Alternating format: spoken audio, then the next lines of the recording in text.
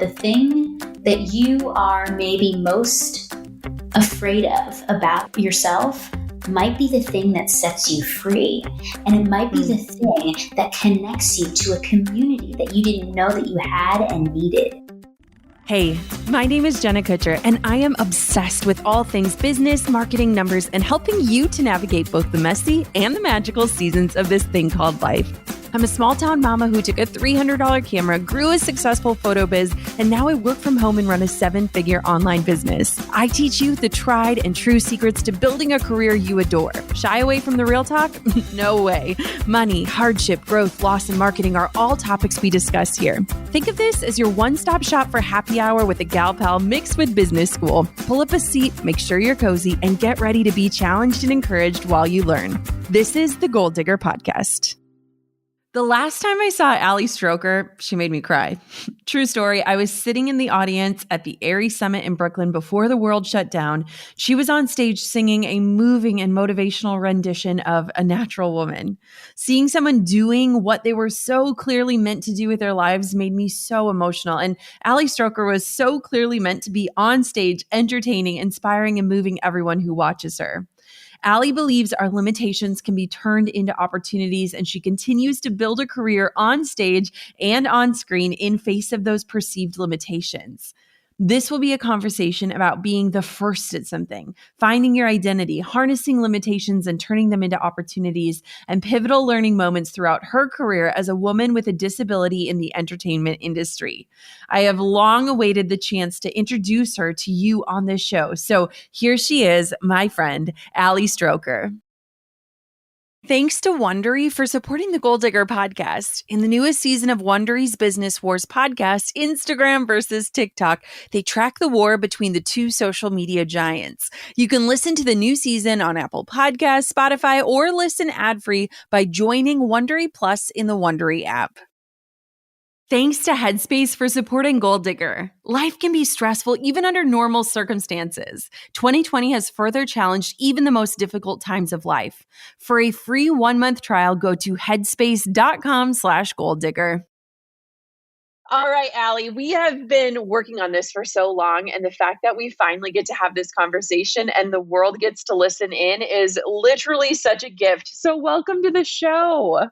Thank you so much for having me. This means so much because, first of all, you're one of my favorite people in the world. And second of all, your podcast has helped me so much over the past year.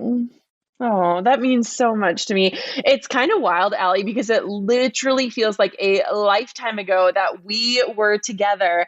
And do you remember singing A Natural Woman? And I swear we locked eyes and I am just like bawling. You're on the stage and I'm like, how much do I need to pay to like have this front row seat for life? Like it feels like forever ago, doesn't it? Yes. And I have one other like favorite Jenna Ali moments. At the event that we were at in January, you and I hit the dance floor so hard. Yes. And I watched you dance and I was like, oh no, she did not. And we started dancing and it was like I connected with my like dancing partner, my soul dancing partner. I mean, it was just like heaven on earth. Oh, it was the best. You know, we've had a lot of just like really unique moments, and I'm just so looking forward to this conversation for so many reasons. But for people who haven't experienced you and your magic yet, tell everyone who you are and what you do. Okay. My name is Ali, and I am an actress and a singer and a dancer and an advocate for the disabled community. And when I was 2 years old, I was injured in a car accident with my mom and my brother, and I became paralyzed from the chest down, and I use a wheelchair for mobility. And when I was 7, I was introduced to musical theater, and it was the moment that changed my life forever because the identity of being a little girl with a wheelchair was really heavy. And when I found performing and when I learned what it felt like to be on stage, I felt like my whole entire life could be positive and it could get better. And there was just this very specific thing that happened. As a little girl with a disability, I was really used to people staring at me. And when I got on stage, people were staring at me, but for a different reason. And I felt really powerful. And I became kind of addicted to that feeling that I could flip this whole thing on its head, and being stared at didn't have to be something that made me feel small. It could make me feel huge. And so I knew I wanted to be on Broadway, and I knew that I wanted to be a performer, and I knew I wanted to do it for the rest of my life. And so I started to take voice lessons, and I started to get involved with all of our hometown theater, community theater companies and school shows. And then I went to NYU and did theater. And after NYU, I was on the Glee Project and Glee. And I'm sharing the highlights, the hits right now. There's lots of in between about me. But I made my Broadway debut in 2015 and became the first person in a wheelchair to ever appear on Broadway. And then in 2019, I played Ado Annie in the revival of Oklahoma and won a Tony Award for Best Supporting Actress and made history as the first person in a wheelchair to win a Tony Award. And there are so many in-between moments, Jenna, of like real frustration, really, really, really challenged pain. And I would never be where I am without those moments as well. So I feel really, really fortunate to be in this body, in this life. I never, ever feel like this was an accident. I feel like I was always meant to be the way I am. And I am learning all the lessons I need to learn in this life being disabled. It was interesting, Allie, because when I recorded your intro, the word limitations popped up and I almost paused because when I think of my friend Allie, I don't see any sort of limitation. And it almost kind of took me aback because I think the key word is perceived. And when I think of you, I'm like, gosh, Allie is the first of so many different things. And you've turned those perceived limitations into real opportunities, which has become kind of your motto. And so I want to know, like, what did you have to learn about yourself to fully embrace that mindset? Well, first of all, I think living with limitations, and I'll be very specific, I am paralyzed. And so I cannot move or feel 75% of my body. And so the world is not always made for me and my abilities. Therefore, growing up and going to school, I had to go to a certain elementary school because it was the one that was wheelchair accessible. And I had to go to a certain middle school because it was one that was wheelchair accessible. And when we went on field trips as a little kid, I had to go on a bus that had a lift. And when the kids were having birthday parties at their houses and it wasn't accessible, sometimes I wasn't even invited. These are limitations that I felt like just kind of they rocked me because I so badly wanted to be included. And as a kid, I wanted to be like everybody else. Being different was not something that I liked. And then as I got a little bit older, and I also won the lottery with like the best parents on the planet. And they continued to tell me day after day, year after year, that being different was better than being like everybody else. And they said, Allie, you can do anything you set your heart and your mind to. And I also feel really fortunate that I found something that I loved to do as a kid. And so I just became, a lot of times people are like, keep your eyes open to the different opportunities. In many ways, I had my blinders on. And I put my focus on the things that I could do instead of the things that I couldn't do.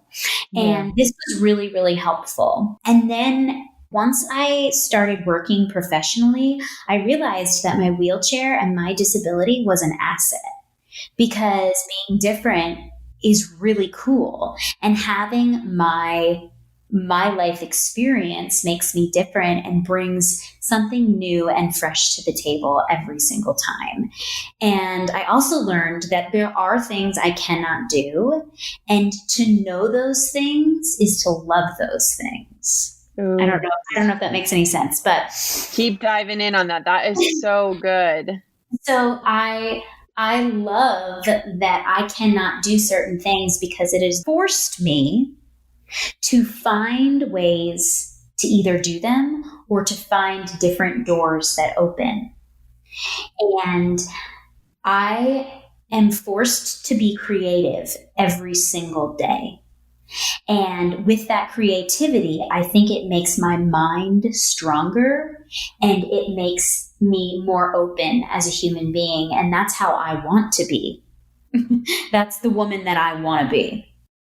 I think that's such a crucial reminder for every single listener, in that when you know the things that maybe you're not great at or you can't do or you're not interested in doing, it kind of gives you this permission to really embrace your superpower and go full steam ahead on that instead of trying to do all the things or be all things to all people. I think that's awesome. Thank you. I agree. And I think that so often our limitations are the things that we think are going to hold us back. Yeah. And yes. I think shifting that mindset and allowing yourself to believe that the thing that you are maybe most afraid of about yourself might be the thing that sets you free. And it might be the thing that connects you to a community that you didn't know that you had and needed. Yes. Oh my gosh. I want to know, what were some of the pivotal moments of learning and growth that led you to this point in your career? Because you have done things that were probably on your mental vision board as a child. And so what were some of those pivotal moments for you? Well, the first one was when I went off to NYU and I was living in New York City. I grew up in New Jersey, so it wasn't super far from home, but it was the first time that I was out of my bubble.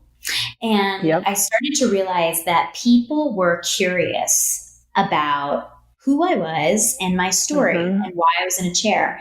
And I was pursuing a field, musical theater, where there were no other people with disabilities. So there were a lot of questions. And at NYU, they had never worked with a student in a wheelchair. And so they were very nervous about allowing me to do certain things in the program. And they didn't want me to take the dance classes at first. And as you know, I love to dance. Love to dance. And I knew that I had abilities that I could use in these classes, and they did not know that about me because they did not know me yet, but they were afraid. And I realized in that moment that there are going to be people on this journey who are fearful and want to, shy away from giving me opportunities. And it's not my job to change their mind, but I have made it my job to communicate and stay patient and find ways to open up those doors. So for example, in the dance classes, they didn't want me to take them. I knew I wanted to take them. So I spent the first few weeks observing the classes, which was excruciating to watch everyone else. I'm like, I can do this. I'm going to do it differently, but I can do this. And then I started to do the warm-ups. And something really beautiful happened, Jenna, when I was doing the warm-ups. Everyone else in the room started dancing better and harder and giving more effort and energy and enthusiasm. And it was like, it allowed everyone else to feel like you don't have to be self-conscious in your body because there's a lot of different kinds of bodies in this room. And, by the second year of my NYU experience, I had the teachers saying to me, Allie, we trust you. You can do whatever you want. You can take whatever courses you want. So it takes time. And being the first and doing something, being someone to do something first, it's going to take a lot longer than you want it to. Yes. Yes.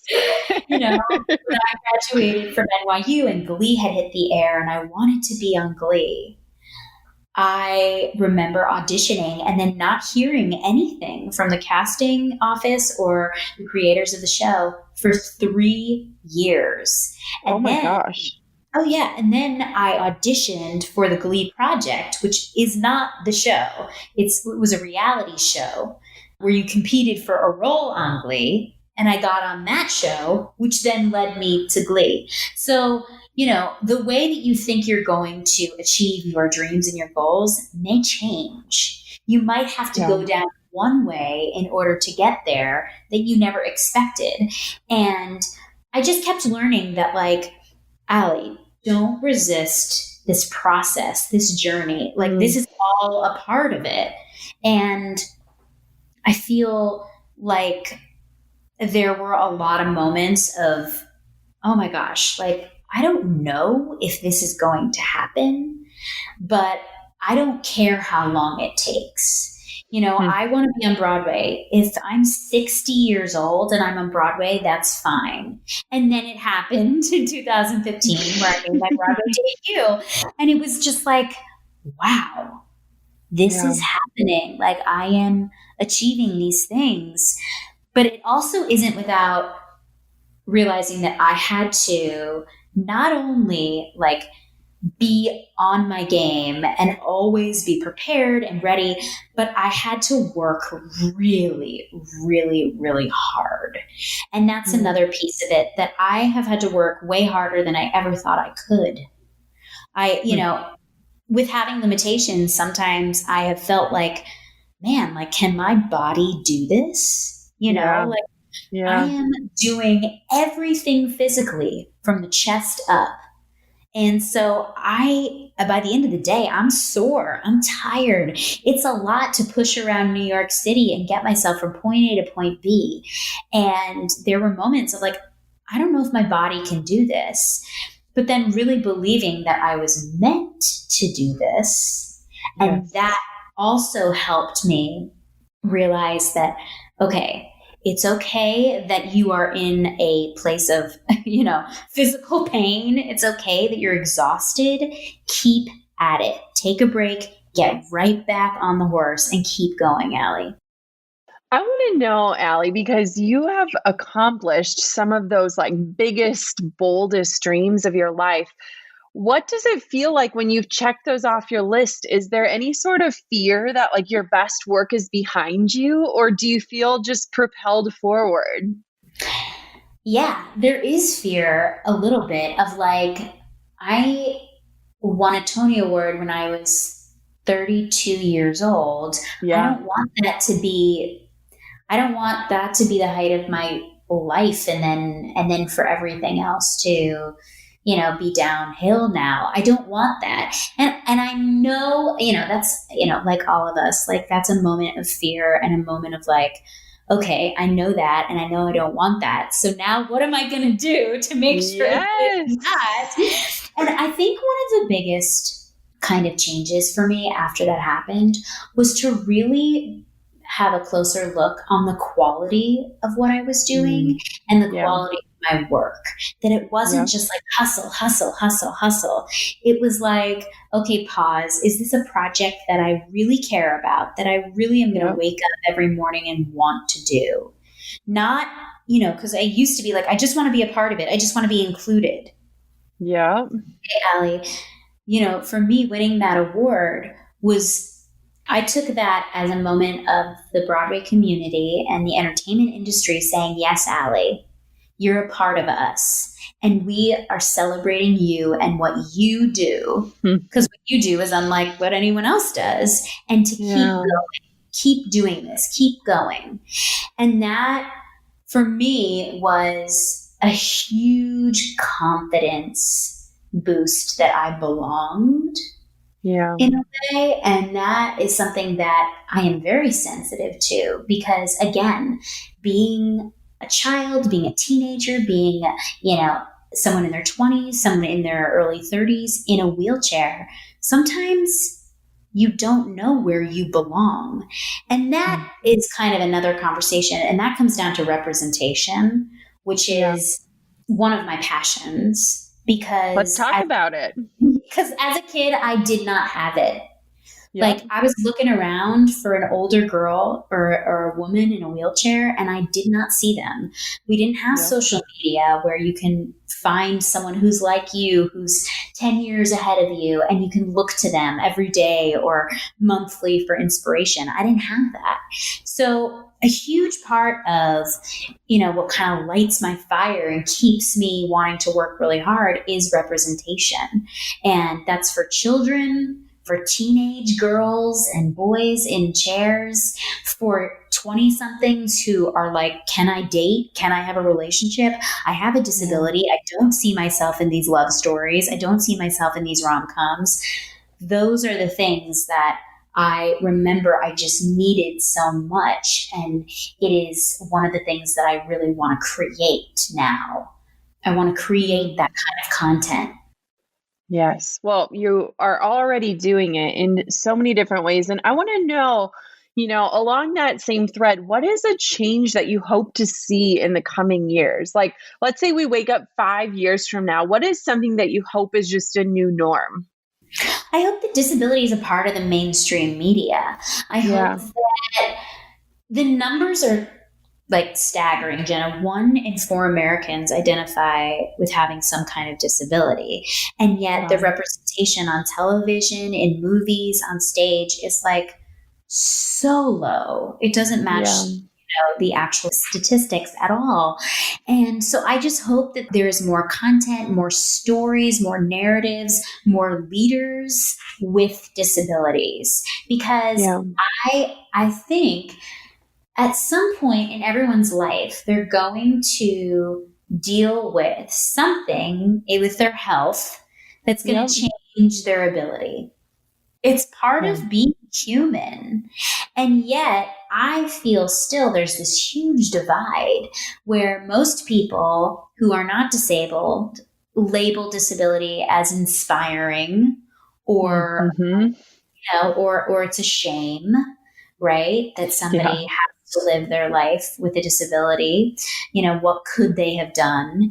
And I just really want that narrative to change because not only is it not helpful for the world and for people who are able-bodied, it's not helpful for the disabled community. It's not helpful for me to just be labeled as inspirational when I'm out grocery shopping. That's confusing. I'm just living my life. I'm living my life the way that I do things. I want to be seen as your equal. And I think that it is more comfortable for people to label as inspirational because it keeps them apart. And since this is, a conversation that we're putting out into the world, I challenge anybody who's listening to think about when they are faced with someone with a disability, what's their first gut response? Yes. And just be aware of it, not to judge it. It's not right or wrong, to just be aware of it, to be aware of the way we perceive someone who is physically different than ourselves. And I do the same thing, Jenna. Like I'm in a chair, but that doesn't mean that sometimes when I'm faced with certain kinds of disabilities, I have discomfort or I'm afraid I'm going to say something wrong. That is normal and real. But if we can look at those things and ask ourselves why and educate ourselves and expose ourselves to more content, then things will change. So that's why I think representation is sort of the key into this change I would like to see. I love that. We're actually doing a team training for my team tomorrow on bias. And I Cool. think it's just such a cool topic, and it's a challenging topic to dive into because it really asks you to reveal, what was my first exposure to something, or how was I taught about this? And I Mm-hmm. think especially as a new mom, it makes me pause a lot and think, okay, how do I want to expose Coco to certain things that she will likely or for sure encounter in her life? And how do I Mm-hmm. want her to feel about them? And I have a question for you is, what are ways that we as adults or even as parents can kind of guide that next generation to be more open and to see things as equals, and not to say, oh, what a shame, or any of those comments that you've likely heard that are just like a dig? How do we navigate those discussions and integrate that into just our normal life? So, one of the things that I see with parents is that young kids are really curious about Yep. disability, and Yeah. they point and they ask, maybe loudly, like, Mommy, why is she in a wheelchair? Yeah. And so often I see parents say, shh, or they pull their Hmm. kid away, they shut it down. And Yeah. I don't think that's the right way to handle it. And the reason we shut it down is because we don't want to be rude, right? Yep. Because we've been taught that it's rude to point and stare. However, I think it goes deeper than that. I think it brings up discomfort in the parents Hmm. because Yes. they don't know how to talk about disability in front of somebody with a disability. So Yes. Yes. so my suggestion is this. When your child is curious about disability, you normalize the conversation. Yep. Yeah. So it's not, pulling a child away because they're sort of wandering over to someone with a wheelchair. I think it's holding their hand and guiding them to, sometimes kids have space issues where they sort of like come up and touch people. So, but to not create fear and Yeah. to normalize it. And if Coco has a question in front of somebody who has a visible disability or not a visible disability, you can say, Coco, like they have a disability, or whatever language you want to use, because that's another thing. People are really, strong, like, don't say this, don't say that. My thing is, I think, first of all, we use the word handicapped for parking and for bathrooms and for entrances. We don't use it for humans. And then for humans, we say that is a person with a disability instead of disabled person. And I have used the word differently abled at times. Yes. I've used people with different abilities because sometimes I just get sick of the word disabled, and I'm like, Yep. we have different abilities. And so I think Yes. if my kid was asking, I would say that person has a different ability than you and me, and that person, and then you give them the label, whether they are blind or they are deaf or they have, but that person has Down syndrome. I don't think that we need to make those things into bad words. They're not. Yeah. They Yeah. are what we are as disabled people. Have you ever seen a 2-year-old meditate? Every morning, Coco and I take our seats, crisscross applesauce on the bed, and she puts her little hands in mine as Headspace leads us through special 1-minute meditations for toddlers. There's lots of wiggling, but she loves taking deep breaths. You've probably seen them on Instagram, and placing her hands on her belly as she does her own special version of meditation. Headspace is your daily dose of mindfulness in the form of guided meditations in an easy-to-use app for whatever your situation may be. Overwhelmed? Headspace has 3-minute SOS meditations for you. Need some help falling asleep? Headspace has wind down sessions that I'm a personal fan of. And of course, Headspace even has morning meditations you can do with your kiddos. Headspace's approach to mindfulness can reduce stress, improve sleep, boost focus, and increase your overall sense of well-being. And it's all through clinically validated research. Headspace is meditation made simple. Head to headspace.com/goaldigger. That's headspace.com/goaldigger for a free 1-month trial with access to Headspace's full library of meditations filled for every situation. This is the best deal offered right now. Head to headspace.com/goaldigger today and get a free 1-month trial. Okay, I've got a podcast recommendation for you. So write this down or type it into the app where you're listening to Gold Digger. It's called Business Wars, and it's different than any other business show out there. The newest season is a critical look at TikTok versus Instagram and the all-out race for tech entrepreneurs to cash in on our social media world. TikTok has become one of the most popular apps on the planet within the last couple of years, being one of the most influential social media platforms, even impacting the music industry. Despite the pushback against the app, TikTok is still going strong and giving Instagram very close competition. This season of Business Wars will touch on the founding of both apps and their history to date in reaching their top status in the social media world. Business Wars is as entertaining as it is informative, and as someone who creates and teaches in the social media space, I'm finding the well-researched and reported episodes to be incredibly engaging. Listen to the newest season of Business Wars, TikTok versus Instagram on Apple Podcasts, Spotify, or listen ad-free by joining Wondery Plus in the Wondery app. I think this is so important to have this debate. And our mutual friend, Brenna Huckabee, actually does a really great job too of educating with her prosthetic. And she always says too, like, they have a magic leg that helps them run and do all the things that you can do. And, it's just interesting because I do think it reflects more on the parents' inability to vocalize or communicate in a way that opens up the conversation. And I think those conversations are so beneficial for all involved. So thanks for guiding through that. I didn't even plan on asking that, but that was so helpful. Of course. I want to know, this is kind of a different question, but I know that the idea of an audition is so nerve-wracking for so many people. So what advice do you have for anyone with an audition, whether it's a job interview or they're pitching to a business or any other experience that relies on this performance to kind of prove and show your value and worth? Tell me about this. So the first thing is preparation. Yes. This is something we can control. There's going to be a lot of things you can't control in those auditions, interviews. It's the preparation is something you have control over.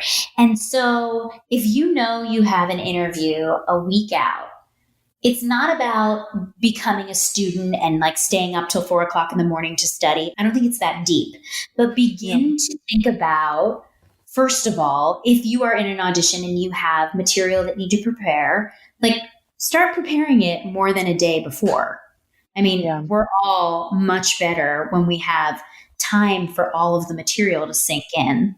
And if it's not, set material that you are auditioning with, if it's an interview and you're talking about yourself, I think it's really important to know your story.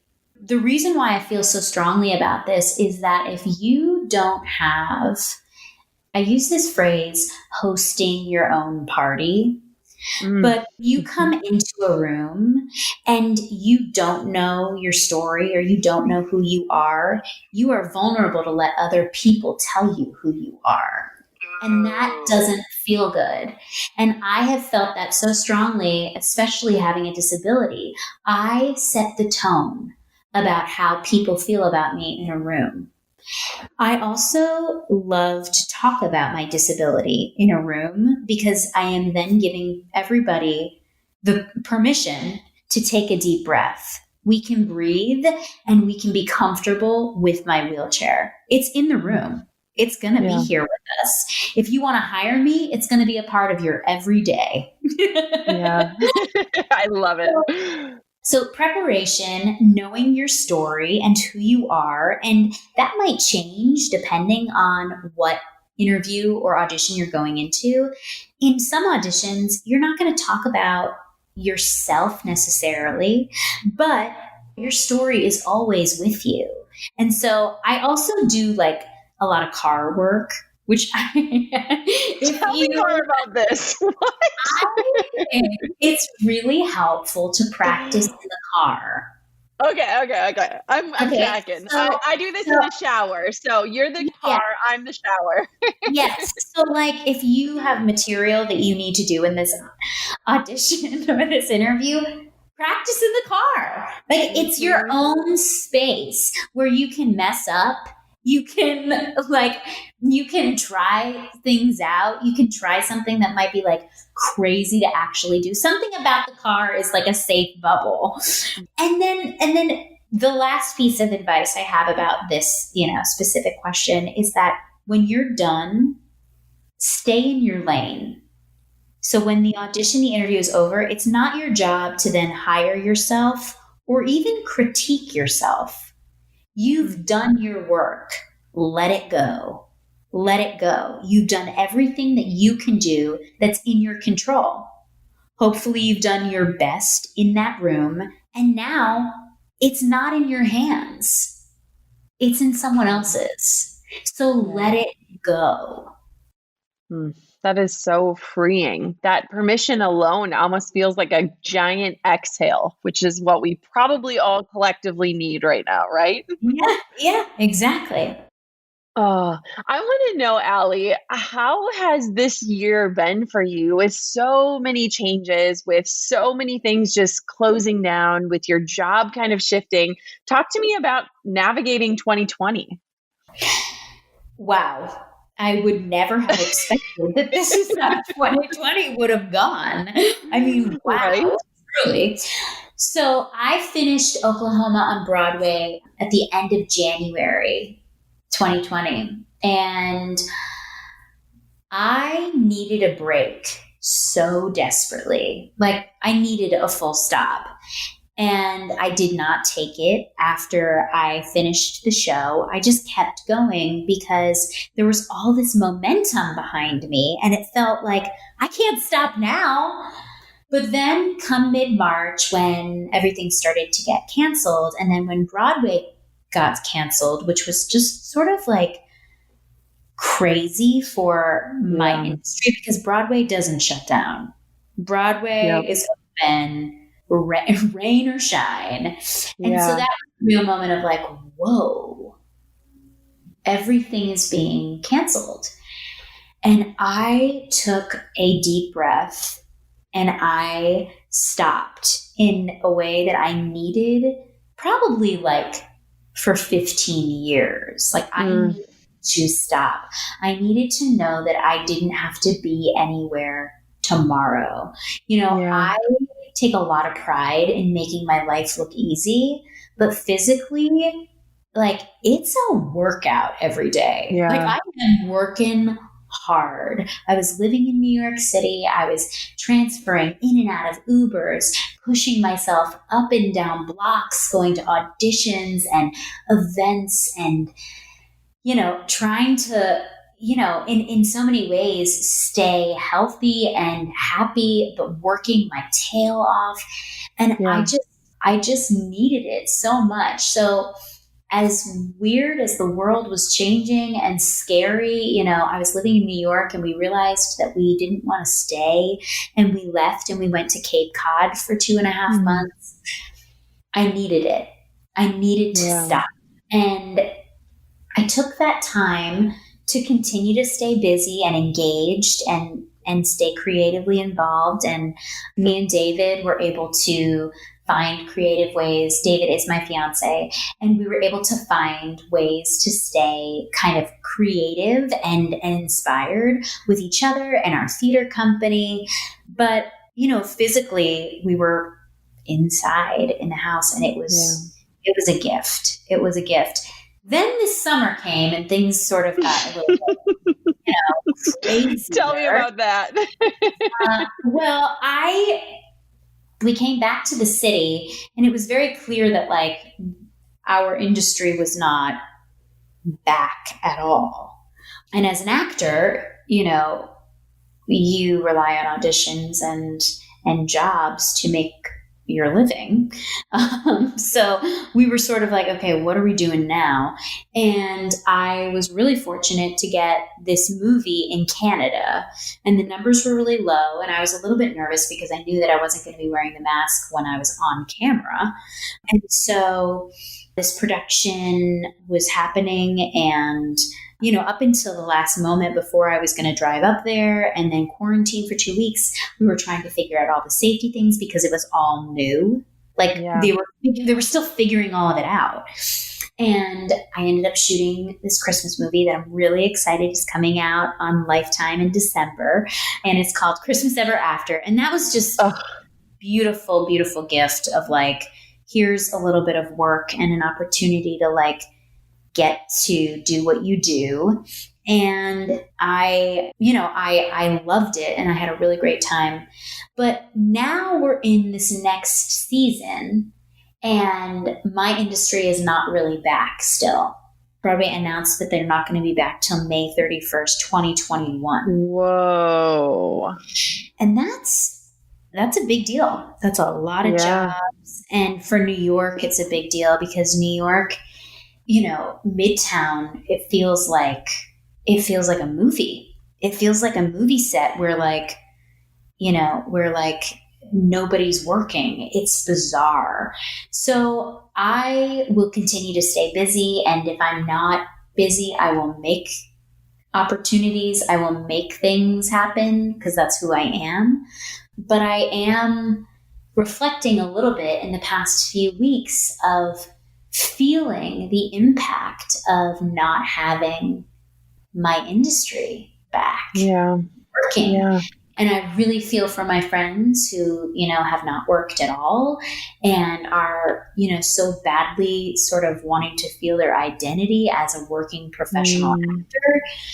But I do, because of my life and because of who I am, I really believe that when we do get back, we're going to be stronger than ever and we're going to be creating such beautiful work. Yes. And in the meantime, these moments of, not being able to work out in person, I want to find opportunities, right? Take your limitation and turn it into an opportunity. So what are the opportunities right now to create, to continue to learn? And I try to remind myself, I try to live by that, no matter what, not just having to do with my disability, but, when I'm handed limitations, how can I turn them into opportunities? Allie, you are so incredible. And it's so awesome because I think that so many people are kind of at this, pause button. And it's when do we hit play again? And I think the reality is that when we do, it's going to be different.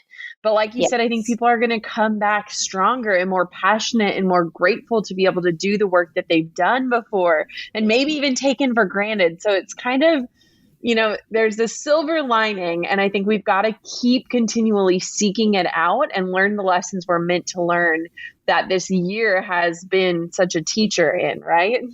Absolutely. And I wanted to just add one other piece about asking and receiving help right now is so huge. And I have kind of this intimate relationship with needing help and receiving help because of my disability and being in a wheelchair. And when you ask for help or when you need help, it's not just for you. It's a gift for someone else because we love to help others. We are all that first grader who wants to erase the chalkboard for the teacher. We all have that inside of ourselves, that inner child that just wants to be helpful. And so sometimes I think it's important to ask for help. And sometimes I think it's okay to receive help when someone asks if they can give it to you. And it's also important that you give both, that you give help and you receive help. That is like a cycle. And it's important that both of those stay balanced. I really believe that. And the last part of it is if you're struggling right now, or you are just you're out of ideas, you just feel like you're up against a wall, reach out to someone and ask them if they will just like have an inspiration like phone call with you and talk about the things that inspire you, that are exciting you right now, that maybe you're excited about once you are able to get out of the house. You know, I think it's important that we, you know, ask for what we need from other people right now, even if you can't be with them. Yeah. Such an incredible way to wrap up. I never want this interview to end, Allie. Dang it. Oh my goodness. Where can everybody find you and connect with you and see you in action and know more about you? I want everyone to just have this continual dose of you in their lives. Thank you. Well, I am on Instagram at Allie Stroker, ALISTROKER, and I have a website, www.alliestroker.com. And I have Twitter and Facebook, but I do not use them as often, and I filter everything that's on Instagram to those platforms. So Instagram is the best spot to find me. Allie, thank you so much for coming on the show. This is a dream come true for me. And I'm just so grateful for you and your voice and your persistence and the way you show up in the world. You constantly just push me to be a better person. And I'm so grateful to have you in my world. Thank you. And thank you for having me. This is a dream come true to be on your podcast. And it means so much to me that you're my friend. Oh my goodness, that conversation was one I did not want to end. I am so grateful for people like Allie in our world. I know she hates the word inspiring, but she is so inspiring among a million other things. And having her on the show today was literally a dream come true. She is someone who continues to be the first and step into that role and be willing to take the time that it's going to take to get to where she wants to go. And I think that is such a valuable lesson for all of us. Thank you so much for listening to another episode of the Goal Digger podcast. Until next time, keep on digging your biggest goals. I'm over here giving you a virtual high five because you just finished another episode of the Goal Digger podcast. Did that go by way too fast for anyone else? If you want more, head over to goaldiggerpodcast.com for show notes and all the discount codes from today's sponsors. And if you're looking for a new crew of movers and shakers like you to bounce ideas and ask questions, be sure to join my exclusive community for Goal Diggers on Facebook. The link's waiting for you at goaldiggerpodcast.com.